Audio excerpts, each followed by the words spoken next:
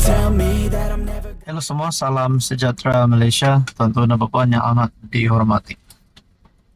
Saudara-saudara, baru-baru ini berkaitan dengan ucapan ataupun kenyataan daripada Akmal Saleh yang telah menjadi tular di media sosial, di mana terdapat satu video yang dilakukan ataupun video yang dibuat oleh Ketua Pemuda UMNO yang menggelar salah satu ahli parlimen DAP ataupun kepimpinan tertinggi DAP wanita, yaitu Teresa Kok, sebagai Nyonya Tua.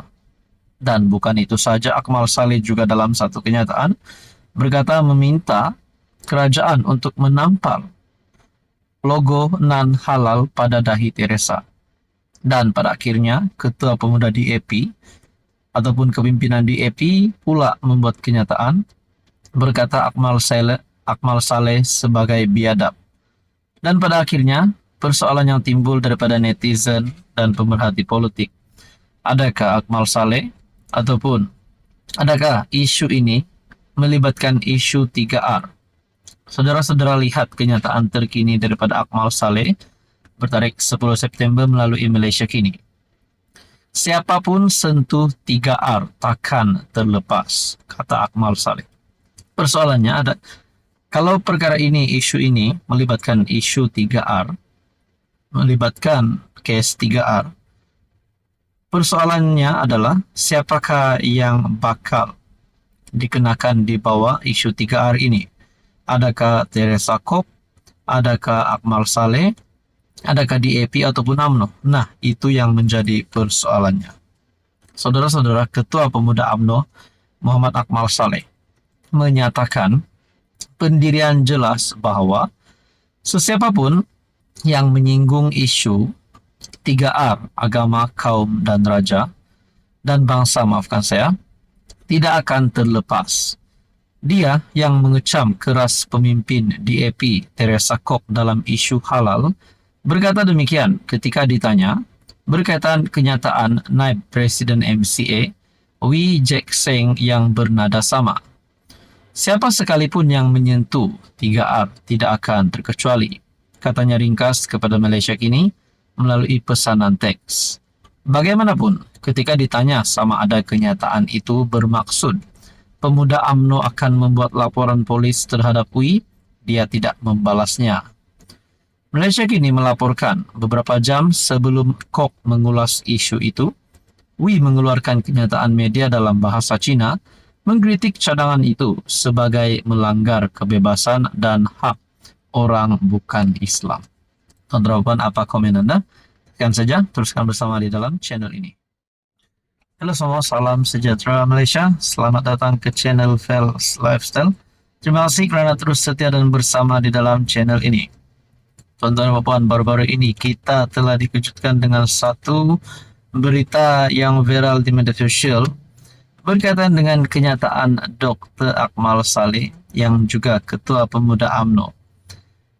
Kenyataan Akmal Saleh ini telah menarik perhatian netizen, telah menarik perhatian pemerhati politik dan khususnya menarik perhatian daripada kepimpinan DAP. Kerana Akmal Saleh dalam satu kenyataan telah menggelar salah satu ahli parlimen wanita daripada DAP sebagai Nyonya Tua. Dan bukan itu saja, Akmal juga dalam satu video melalui TikTok berkata meminta kerajaan untuk menampal logo tidak halal ataupun non halal di dahi Teresa. Ini adalah susulan berkaitan dengan isu pensijilan ataupun berkaitan dengan isu logo non halal bagi restoran. Akhirnya saudara-saudara, Ketua Pemuda DAP pun sudah membuat kenyataan Akmal sebagai biadab kerana mahu menampal logo tak halal pada dahi Teresa. Namun saudara-saudara, apa pula pandangan Anwar Ibrahim? Apa yang dilakukan Anwar Ibrahim berkaitan dengan isu ini? Kalau Anwar bersuara, rasa-rasanya Anwar akan backup ataupun Anwar akan memilih kenyataan yang selamat untuk kedua-dua pihak. Dan pada akhirnya saudara-saudara, satu kenyataan terkini melalui perkongsian Malaysia Kini bertarikh September 10. Kita semua satu keluarga. Dialog Cina PM disambut tepukan gemuruh. Perdana Menteri Anwar Ibrahim menerima tepukan gemuruh apabila bercakap dalam bahasa Mandarin dan berkata, rakyat Malaysia adalah satu keluarga. Melayu, Cina, India, Dayak atau Kadazan, kita semua satu keluarga, katanya kepada hadirin di Konvensyen Keusahawanan Cina Dunia ke-17 di Kuala Lumpur. Anwar turut menyatakan perkara sama juga dalam bahasa Cina semasa kempen dalam PRU yang lalu dan berkata ia menjadi prinsip teras kepada pendekatan tadbir urus Pakatan Harapan. Pada 1994, ketika dia menjadi timbalan Perdana Menteri, dia juga pernah melakar kaligrafi Cina yang bermaksud kita semua sekeluarga. Dalam ucapannya hari ini, Anwar yang juga Menteri Kewangan berkata, Malaysia dan China telah meletakkan asas kukuh bagi peningkatan kerjasama dalam sektor utama dan inovasi yang baru akan meningkatkan kedudukan ekonomi kedua-dua negara. Malaysia dan China memiliki hubungan dua hala yang panjang yang dikuatkan oleh hubungan pelaburan dan perdagangan yang kukuh. Dia turut membangkitkan kunjungan Perdana Menteri China Li Qiang pada Jun lalu yang menunjukkan persahabatan dan rasa saling hormat antara Malaysia dan China. Lawatan itu menyaksikan pemeteraian kitaran kedua program 5 tahun untuk kerjasama ekonomi dan perdagangan.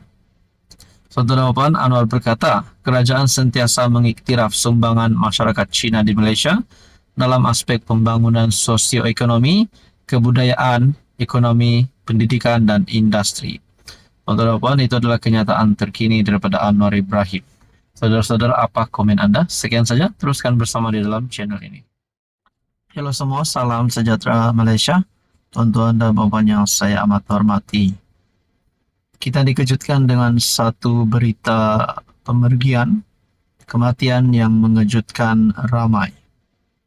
Disahkan, saudara-saudara, tuan-tuan dan puan,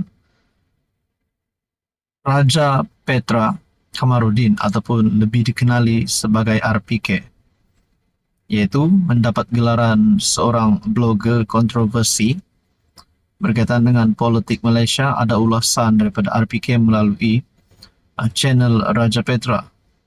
Sebelum ini ada mempersoalkan apa kabar Raja Petra di United Kingdom. Dan pada akhirnya saudara-saudara disahkan oleh ahli keluarga isteri Raja Petra, di mana Raja Petra telah meninggal dunia. Perkongsian daripada utusan Malaysia bertarikh 10 September. Raja Petra meninggal akibat jangkitan kuman dalam darah. Penulis blog Raja Petra Kamarudin meninggal dunia kerana jangkitan kuman dalam darah dan merebak ke paru-paru sehingga hati. Perkara itu dimaklumkan isteri Allahyarham Marina Lee Abdullah menerusi satu hantaran Facebook Malaysia Today sebentar tadi. Katanya suaminya telah meninggal dunia pada pukul 11.26 malam semalam di Manchester, United Kingdom. Semoga Allah letakkan beliau bersama roh syuhada dan orang salihin, katanya. Dalam pada itu Malaysia Today melaporkan, urusan pengebumian Raja Petra akan dimaklumkan dalam masa terdekat. Terdahulu, anak Raja Petra, Raja Sarah, mengesahkan kepada utusan Malaysia bahawa ayahnya meninggal dunia semalam.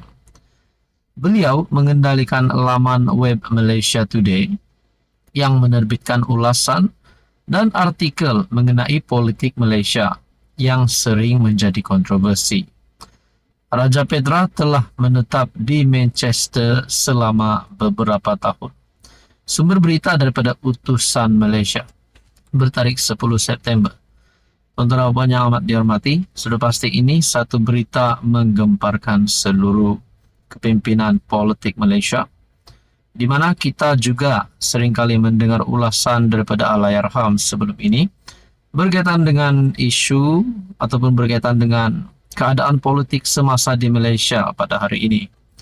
Dan akhirnya ini satu berita duka cita bagi penyokong, bagi pengikut-pengikut Raja Petra di Malaysia.